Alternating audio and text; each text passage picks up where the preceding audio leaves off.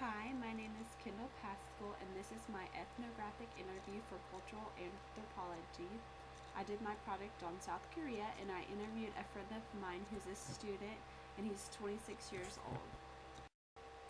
During the interview, he compared and contrasted his generation from his parents' and his grandparents' generation.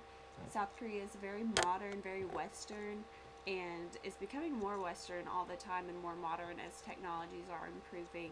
So he talked a lot about when his parents were his age and what it was like. But now it's starting to move a little different, and even in the younger generations, he's seeing it different from when he was growing up and in school.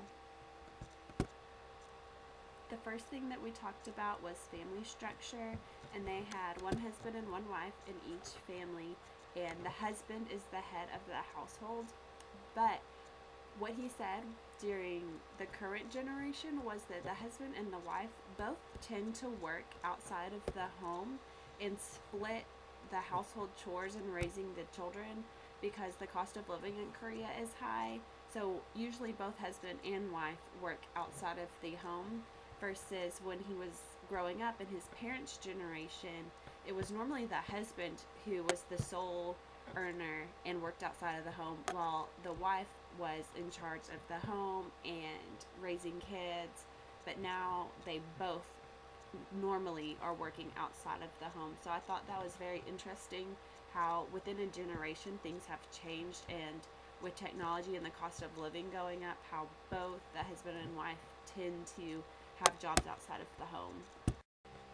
Something else that he mentioned that I thought was really interesting was a family book, and how every family has their own book, and when a child is born, they're wrote into the book.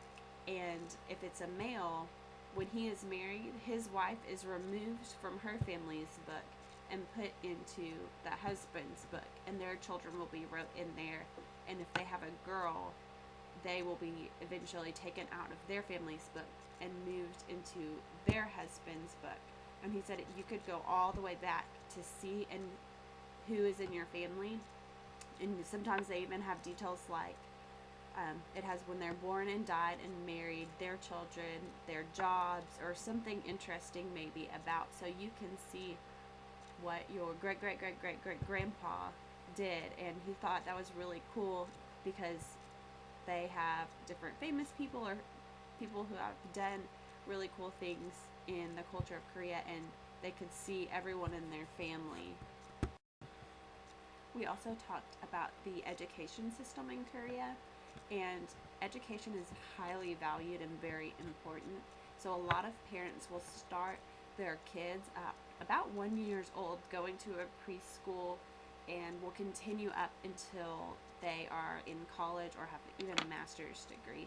School is very important, and students study really hard, especially during their junior and senior year, to get into really good colleges, because that is how you move up socially in the class systems, is by your education level, what school you went to, and how high the degree you earned was. So school was very important. And he mentioned, when I asked him what roles did the kids have, he said to do good in school, that is their number one job, is to do well in school. We talked a little bit about the political climate going on right now. South Korea's been in the news a lot lately because of their president and a scandal that's kind of taking place.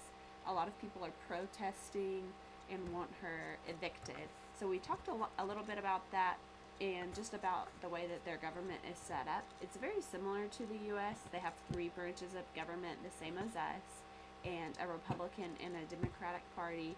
And even the same as in the U.S., the Republicans are more conservative and the Democrats are a little more liberal.